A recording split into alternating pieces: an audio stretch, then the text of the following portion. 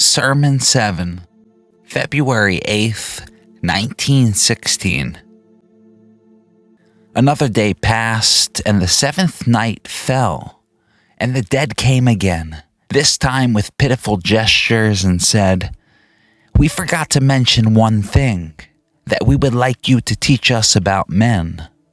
And Philemon stepped before me and began to speak, and this is the seventh sermon to the dead. Man is a gateway, through which you pass from the outer world of gods, diamonds, and souls into the inner world, out of the greater into the smaller. Small and inane is man, a point. Already he is behind you, and once again you find yourselves in endless space, in the smaller or inner infinity. As the seventh night falls, we've arrived at the final sermon, and the dead ask a question many may be wondering themselves. What is the point of man and woman? To this point, Jung provides humanity its own symbol, a gateway. You see, a gateway symbolizes a connection in between two different worlds or planes. It is the way through for the dead, the way from the outer world into the inner world. And as Jung spends 6 sermons explaining the forces, qualities, and symbols of this outer, greater world, he uses this final sermon to speak of the smaller world, the inner of which Philemon has been trying to guide the dead across. The dead are no longer able to cross over on their own, as they're no longer a gateway. And on this reflection, we see the importance of man and woman's role in reality. According to Jung, humanity has a purpose, a meaning to exist while alive, a purpose and meaning of which the remainder of this sermon speaks on. Another point to add at the opening of this sermon is that every man and woman is a gateway. The dead weren't told that only certain beings with halos around their heads or gateways are connected to the world above and below, but everyone is. This is something we should all sit and reflect on, especially in a society which feeds on comparing and competition. While it may feel good to lower another so you could feel high, it may seem like the best way to drive and develop individuals, at the root of humanity, at the depths of consciousness, through all the superficial games humans play on others, including themselves, there is an eternal source of oneness. In addition to this meaningful reflection, we also see another sense of wholeness of which humanity represents. Wholeness is not just about qualities, say good and evil, light and dark, fullness and emptiness, but also worlds. To expand on these ideas of both wholeness and humanity as a gateway, I will bring forth an image only found in the Black Books. There is an updated and slightly different version that is found in the Red Book, but I will save this version for the conclusion. Here, I want to show an image in Black Book 5 from an entry just 2 weeks prior to Sermon 1, a lengthy entry which will show up throughout this sermon. We see many symbols from the previous sermons in this image, such as the serpent and white bird, Abraxas, the pleroma, and much more. Again, in the conclusion, with a revised image, I will expand on how to grasp the symbol as a whole, but I bring this version up now to give one an idea of what this gateway may look like. If you look in the center, the gateway, there are 2 A's. The larger representing anthropos, or say the Jungian self, and the smaller, the human soul. So each human soul, that is you, I, and every other individual, shares this same anthropos, the same larger A. And if you look at this whole picture as one, we can see how each individual has this same cosmology. And if one is still confused why Philemon or Jung say it is through man which the dead pass from the greater into the smaller, it is because their gateway has closed and they've become bound to the greater. If we could point the dead out in this image, it would be towards the left side by the serpent, phallus, earth, moon, and emptiness. The dead were unable to circle back to their source, the larger A, and individuate while they were alive. Thus, they became part of everyone's cosmology, again, as we are all gateways of the same or collective greater world. And in this reflection, we see how man is small, a point, and already behind the dead, as the human is in between, and if the dead cross over into the lower, into the microcosm from the greater macrocosm, we can picture how man would look like a point. To conclude this section, I do want to mention Philemon remarked in the last sermon that the dead will return since they rejected what is most valuable to them. Some may believe that humanity, man and woman, were the valuable rejection that Philemon refers to at the end of Sermon 6, but we know that the dead have not rejected man. So the question remains, what has been rejected? To this, Jung introduces a final piece to his cosmology as we continue in this final sermon. At immeasurable distance, a lonely star stands in the zenith. This is the one God of this one man. This is his world, his pleroma, his divinity. In this world, man is Abraxas, the creator and destroyer of his own world. This star is the God, the goal of man. This is his one guiding God. In him, man goes to rest. Towards him goes the long journey of the soul after death. In him, everything that man withdraws from the greater world shines resplendently. To this one God, man shall pray. Prayer increases the light of the star. It throws a bridge across death. It prepares the life of the smaller world and assuages the hopeless desire of the greater. Before commenting, I want to reflect on these words written by psychologist Carl Jung. At the root of his psychology, under all the fancy terms and quotes, we get a glimpse at his spiritual depths, the depths of which makes Jung and his work, Jung and his work. And while it may be a bit tough to swallow, I don't see how spirituality and psychology are one and the same. It is a rather spiritual experience which led to Jung's Red Book revelations, and thus, as he said, his entire psychology. And psychology is the study of the psyche, which is the realm of the invisible spiritual world. And while we're on this spiritual side of psychology, I do want to highlight the same things seem to happen to Greek philosophy.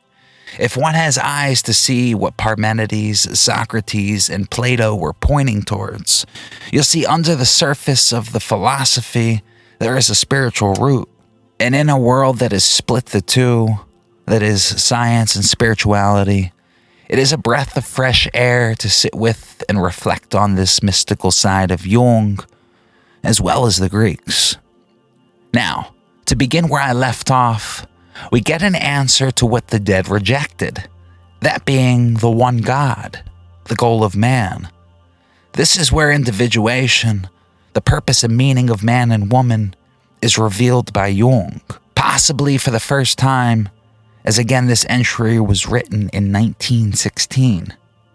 So just as man and woman are meaningful for the dead to cross over, there is an actual meaning to life for man and woman, according to Jung, as the goal is the one guiding God. But this may leave some confusion. If we all have our own star, guiding God as the goal, then how can the dead know which human is the right gateway to the right guiding God for them? Well, that is, unless there is a sameness, a oneness to this God. This exact paradox is known in Greek philosophy as the paradox of the one and the many. And to grasp and expand on the idea, we find a footnote in this sermon which refers to a letter that Jung wrote in 1919. The primordial creator of the world, the blind creative libido, becomes transformed in man through individuation. And out of this process, which is like pregnancy, arises a divine child, a reborn God, no more, longer, dispersed into the millions of creatures, but being one and this individual, and at the same time all individuals, the same in you as in me. Dr. Long has a little book, 7 Sermones ad Mortis. There you will find the description of the Creator dispersed into his creatures, and in the last sermon you find the beginning of individuation, out of which the divine child arises. The child is a new God, actually born in many individuals, but they don't know it. He is a spiritual God, a spirit in many people, yet one and the same everywhere. Keep to your time, and you will experience his qualities. So we see the first part of the letter speaking on this one God, the divine child, which is the same in you and me. This is what the dead rejected, that oneness at the root of their soul. And it's such an important moment, as it seems to answer the riddle which we concluded on, that riddle which riddled Jung in his soul in the previous sermon. It was Philemon saying in the post-sermon discussion that he stepped on what is solid and took it with him, saved it from the wave surge of the cycle of births and endless happenings, saying it has been stilled. And it is this essence of oneness at the root of consciousness, at the root of what makes us all who we are, which is being saved from the endless births and deaths from the world of creation by Philemon.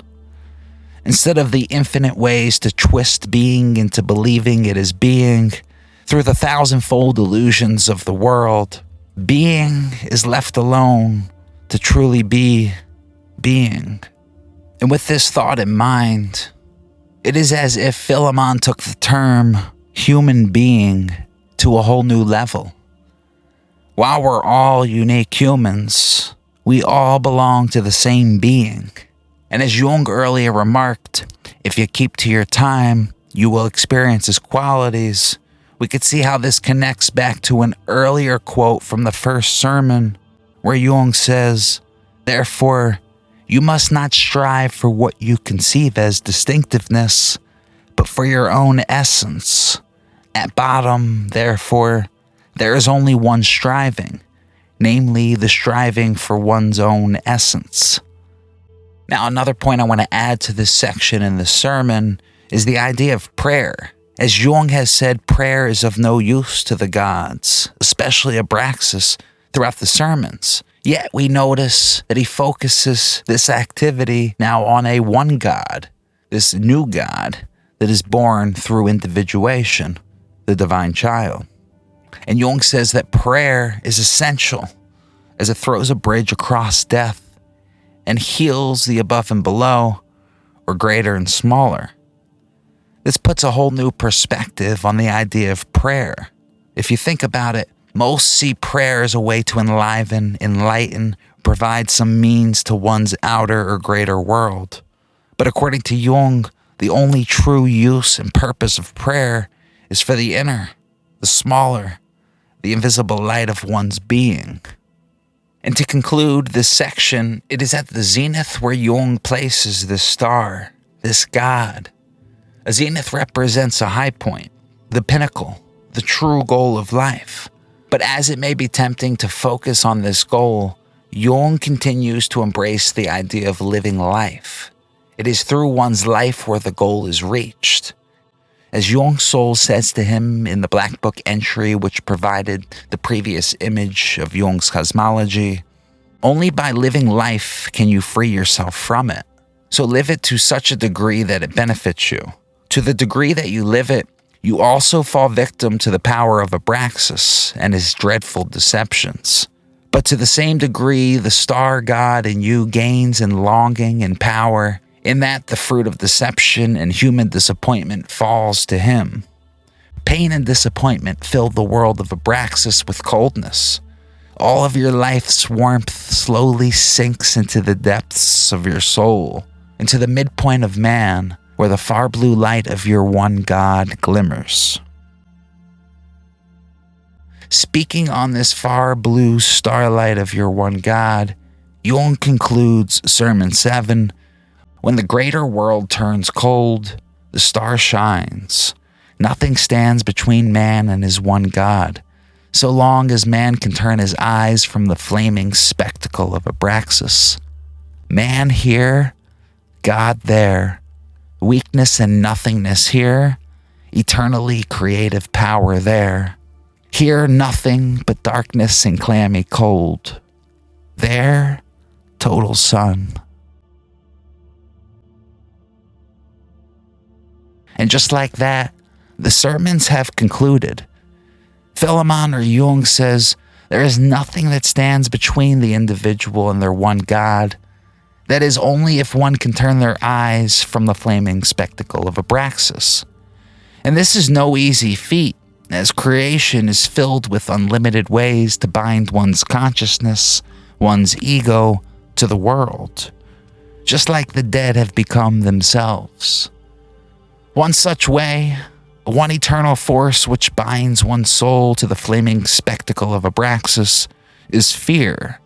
And we find another quote from the same entry, again found in Black Book 5 and the Appendix C in the Red Book, on this notion of fear. If you flee Abraxas from fear, you escape pain and disappointment and remain terrified. That is, out of unconscious love, you cling to Abraxas, and your one God cannot catch fire. But through pain and disappointment, you redeem yourself, since your longing then falls on its own accord like a ripe fruit into the depths, following gravity, striving towards the midpoint, where the blue light of the star God arises. I love this section because outside all the imagery and symbols, Jung is saying that one's God cannot catch fire unless one can not only work through fears, but also accept pain and disappointment. The exact opposite of what most leaders and influencers promote today. We spoke about this throughout the sermons, especially in the last, as the way to truth and love, the way of individuation, is not for the weak. Not only do you have to make a sacrifice, but following the sacrifice, you must keep walking through the pains and disappointments. And to provide one more quote from this same entry, found in Black Book 5 and Appendices C in the Red Book, Jung's soul provides a final quote to help wrap up this final sermon. This one God is the kind, the loving, the leading, the healing. To him, all your love and worship is due. To him, you should pray. You are one with him. He is near to you, nearer than your soul. I, your soul, am your mother, who tenderly and frightfully surrounds you. I prepare good things for you and poison for you. I am your intercession with Abraxas. I teach you the arts that protect you from Abraxas. I stand between you and Abraxas, the all-encompassing. I am your body, your shadow, your effectiveness in this world, your manifestation in the world of the gods, your effulgence, your breath, your odor, your magical force. You should call me if you want to live with men, but the one God if you want to rise above the human world to the divine and eternal solitude of the star. And with that, I'll conclude the final sermon, but much more is on the way as we continue with Philemon, the dead, and Jung for a final post-sermon discussion. It begins, but when Philemon had finished, the dead remained silent. Heaviness fell from them, and they ascended like smoke above the shepherd's fire, who watches over his flock by night. Just like that, the post-sermon discussion with the dead has concluded, as they crossed over, no longer bound to the earth, and entered into the smaller. And as they are free, into the inner, the microcosm, we are left with Jung and Philemon to conclude the series. Jung begins the post-sermon discussion in the Red Book by turning to Philemon and asking, "Illustrious one, you teach that man is a gateway through which the procession of the gods passes. through which the stream of life flows, through which the entire future streams into the endlessness of the past. Philemon answers, these dead believed in the transformation and development of man. They were convinced of human nothingness and transitoriness. Nothing was clearer to them than this, and yet they knew that man even creates its gods, and so they knew that the gods were of no use. Therefore they had to learn what they did not know, that man is a gateway through which crowds the train of the gods and the coming and passing of all times. He does not do it, does not create it, does not suffer it, since he is the being, the sole being, since he is the moment of the world, the eternal moment. Whoever recognizes this stops being flame. He becomes smoke and ashes. He lasts and his transitoriness is over. He has become someone who is. You dreamed of the flame as if it were life, but life is duration. The flame dies away. I carried that over. I saved it from the fire. That is the son of the fire flower. You saw that in me. I myself am the eternal fire of light. But I am the one who saved it for you, the black and golden seed and its blue starlight. You eternal being, what is length and brevity? What is the moment and eternal duration? You, being, are eternal in each moment. What is time? Time is the fire that flares up, consumes, and dies down. I saved being from time, redeeming it from the fires of time and the darkness of time, from gods and devils. It can be tough to know when it's a good point to stop and make commentary. In this case, I believed it's best to hear it all together before breaking it apart. I will go slowly, rereading each paragraph and providing quick commentary. Philemon began, these dead believed in the transformation and development of man. They were convinced of human nothingness and transitoriness. Nothing was clearer to them than this, and yet they knew that man even creates its gods, and so they knew that the gods were of no use. Therefore they had to learn what they did not know, that man is a gateway through which crowds the train of the gods and the coming and passing of all times. Philemon is speaking here on the fact that the dead's knowledge of humanity was incorrect. They saw the human as something which is born and passes, rather meaningless or nothing to the cosmos, and something that needs to be developed and transformed. Obviously, Philemon presents another image, one where humanity is of a greater whole, not only of the gods, but also of all time. This idea of why the dead were wrong about the individual, specifically the transformation and development of humanity, makes sense as we continue. He does not do it, does not create it, does not suffer it, since he is the being, the sole being, since he is the moment of the world, the eternal moment. Whoever recognizes this stops being flame. He becomes smoke and ashes. He lasts and his transitoriness is over. He has become someone who is. This is a beautiful moment as Philemon places humanity in its righteous place, in the eternal moment, not drifting into the past, not far ahead into the future, but truly here, in the now, aware of the whole. That's someone who is.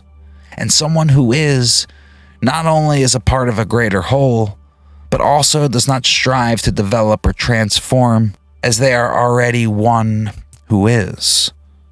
That being, the sole being. This isness is something that lasts and is not transitory. As he says, one who recognizes this stops being flame and becomes smoke and ashes. And just this point of the flame is expanded on as we continue.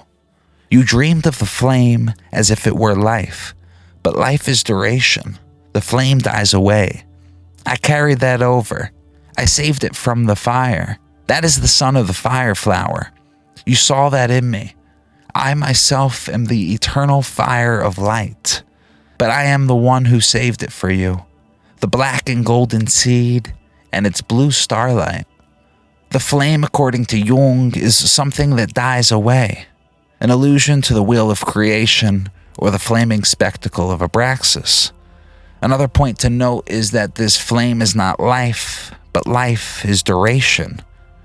And it is just this, life and duration, which was carried over and saved by Philemon. Finally, for those with keen eyes, Philemon seems to quickly say or allude to the fact that he is of the divine Logos, as he says, I myself am the eternal fire of light. Philemon expands and concludes this beautiful post-sermon section on being. You eternal being, what is length and brevity? What is the moment and eternal duration? You being are eternal in each moment. What is time? Time is a fire that flares up, consumes, and dies down.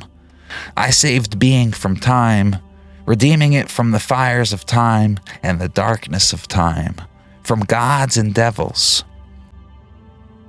This final piece says it all. Philemon speaks on the eternal being which was saved. He speaks on time as a fire that flares up, consumes, and dies down. He is summarizing everything in which he has attempted to get across, and it all points to the point of individuation. As someone who is someone who is individuated, one who is eternal in each moment.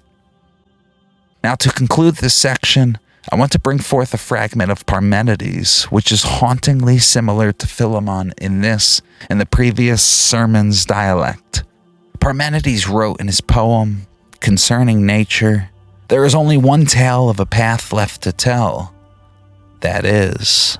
And along this way there are many, many signs that as well as being birthless, it's also deathless and whole and of a single kind and unmoving, and neither is it incomplete. So Parmenides presents one path, a path of which he calls that is, and he says that the signs of it are being birthless and deathless as well as being whole, of a single kind, unmoving, and complete. And looking at what Philemon says here in the previous sermon, we see that Philemon says he's saved being from time, from birth and death, stilling the wheel or stopping its motion, and that one becomes one who is. If there's anything that's off, he says, who is, while Parmenides says, that is.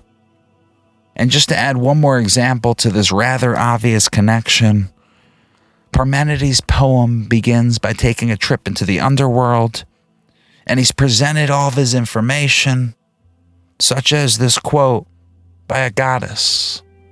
While Philemon is not a goddess to Jung, both Parmenides and Jung speak on the same idea that was provided to them, through them, by another being or spirit. It's just my humble opinion that Jung and Parmenides are speaking of this same essence, both provided by a logos outside of their own subjective thought. If there was ever a moment to connect Jung with the Greeks, this seems to be the greatest example. After this, Jung has a final question. A question that I'll end this final post-sermon discussion with, as he asks Philemon, illustrious one, when will you give me the dark and golden treasure and its blue starlight? Philemon responds, when you have surrendered everything that wants to burn to the holy flame.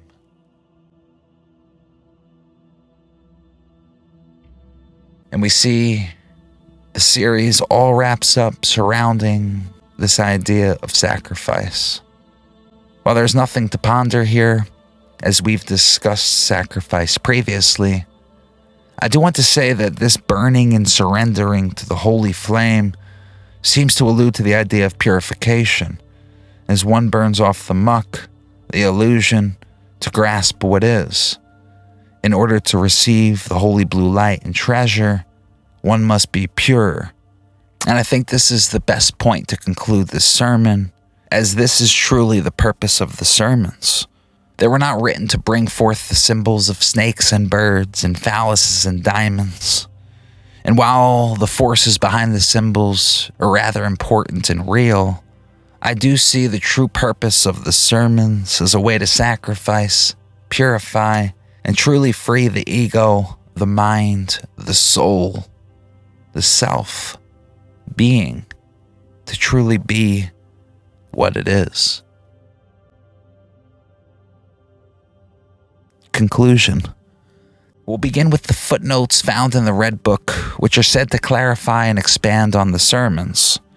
After concluding the series, I'll bring forth an image that encapsulates everything that's been covered. It's been a lot, and this image helps us see and connect the whole.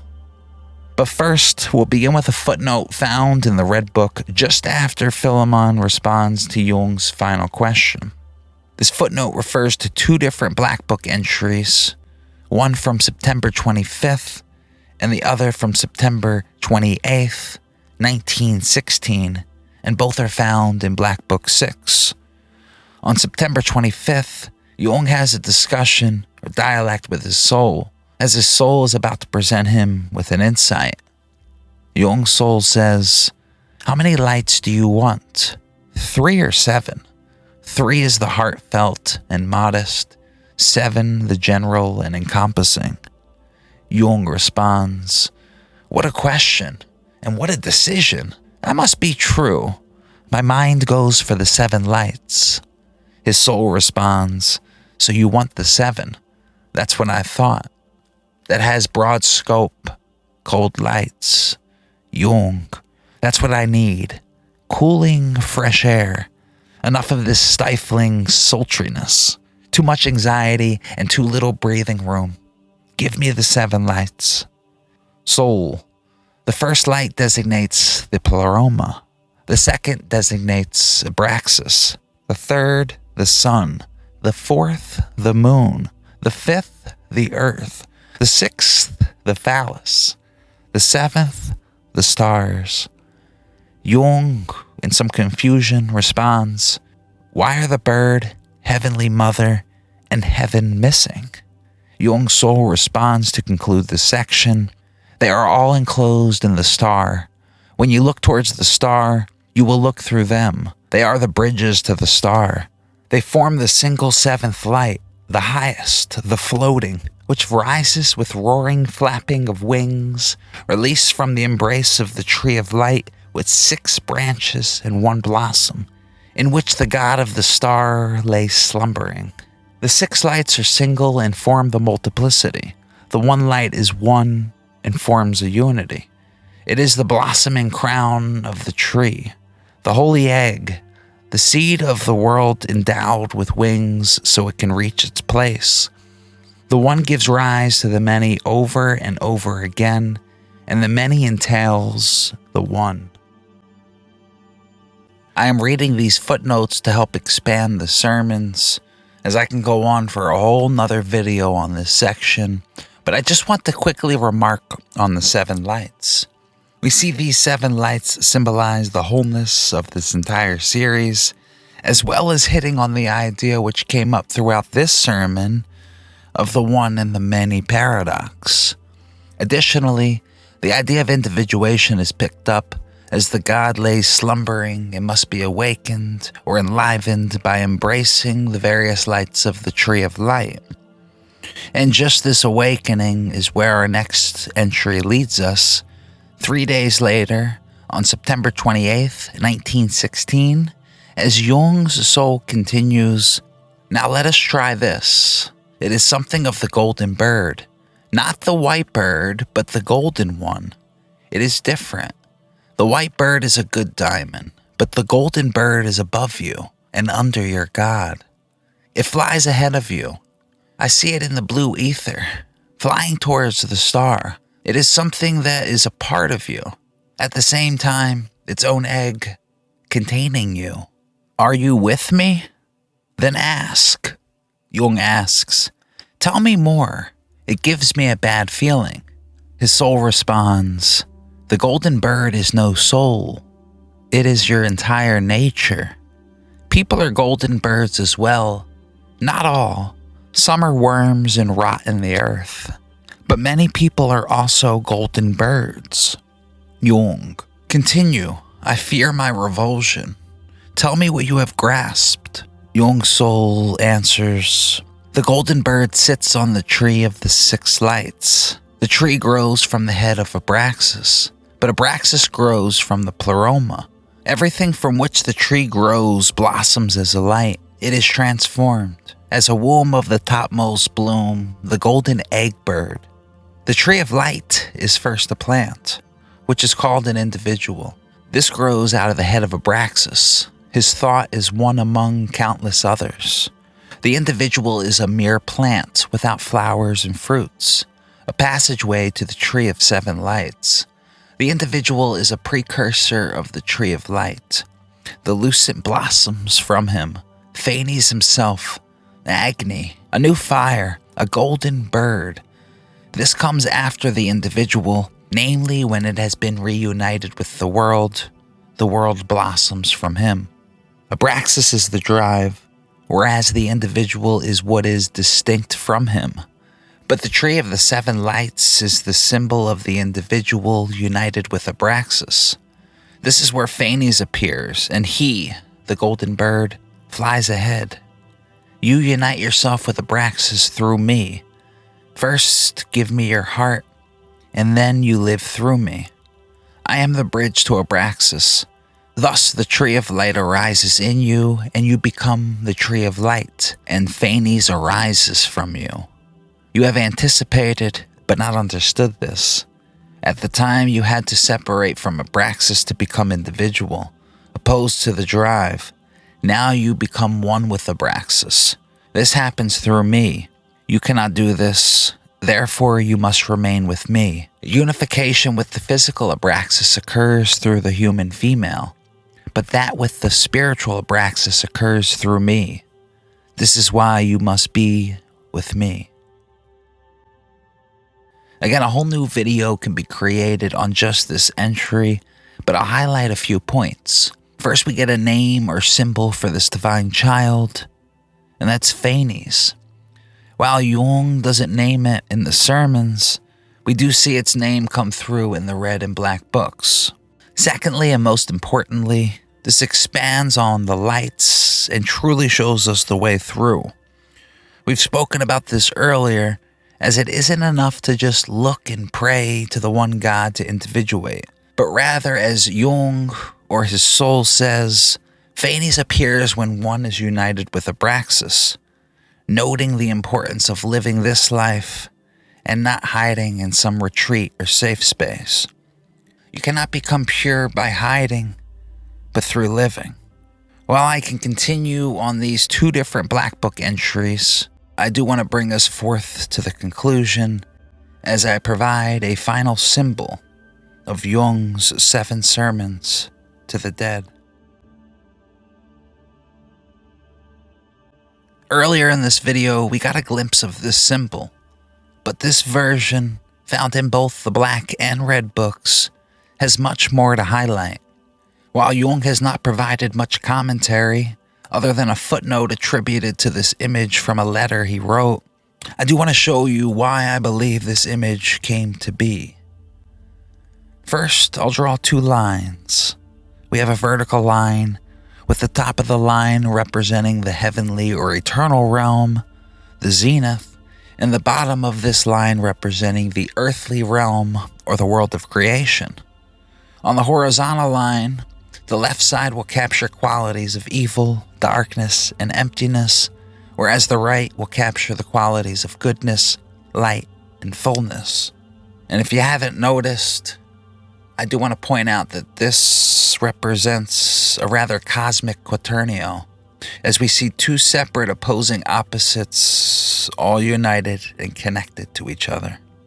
Now, to add some symbols on the 4 sides of this quaternio, we'll start to see Jung's image revealed. To the dark and evil left side, we'll place the serpent and phallus. To the right side, we'll place the white bird and the grail or mother. To the bottom, I'll place Abraxas in the tree of life, and at the top, Phanes in the tree of light.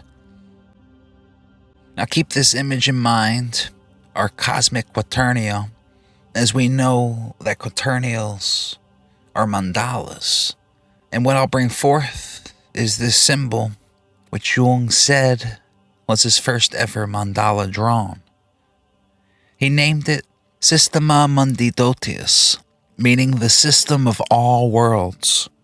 While my hand-drawn quaternio introduces his first mandala, and I've spent the past 7 videos explaining it out, I'll leave it to Jung himself to describe it in full, as I'll use this moment to close out the series. In 1955, Jung wrote speaking on this mandala in a letter. It portrays the antinomies of the microcosm within the macrocosmic world and its antinomies. At the very top, the figure of the young boy in the winged egg, called Phanes, and thus reminiscent as a spiritual figure of the Orphic gods. His dark antithesis in the depths is here designated as Abraxas. He represents the Dominus Mundi, the lord of the physical world, and is a world creator of an ambivalent nature.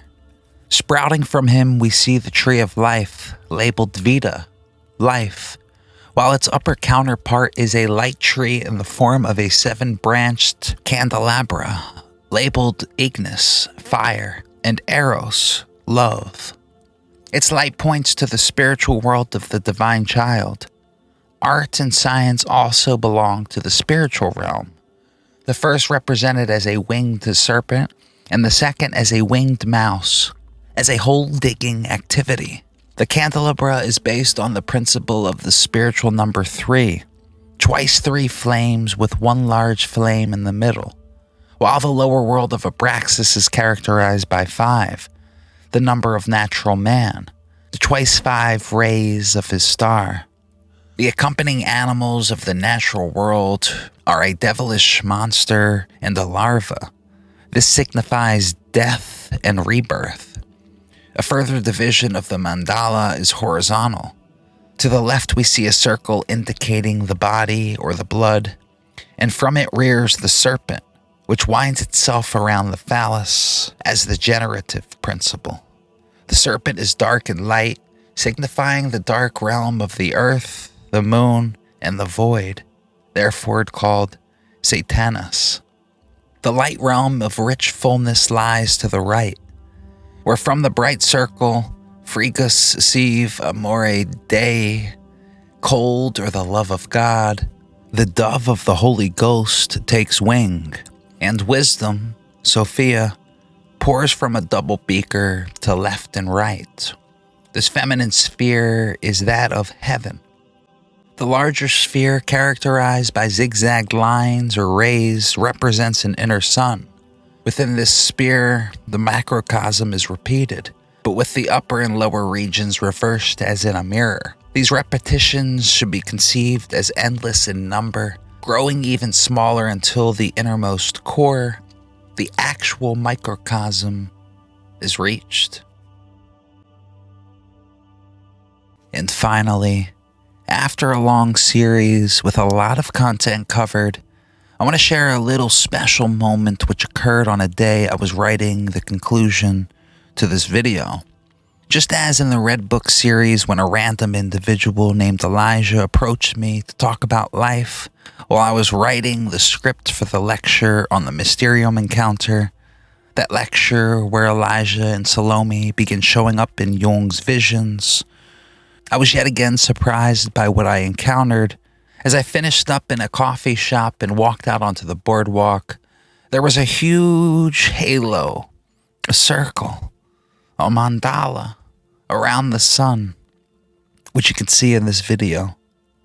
There is no other word to describe a moment like this or any other previous moments like this other than synchronicity, a term made popular by Jung himself. So as the universe winks back, I wish you all the best as you journey through the wholeness of what is. I hope you've enjoyed this series, and it has sparked your curiosity about reality. I truly appreciate all the support up until this point, and I look forward to what's to come in future content.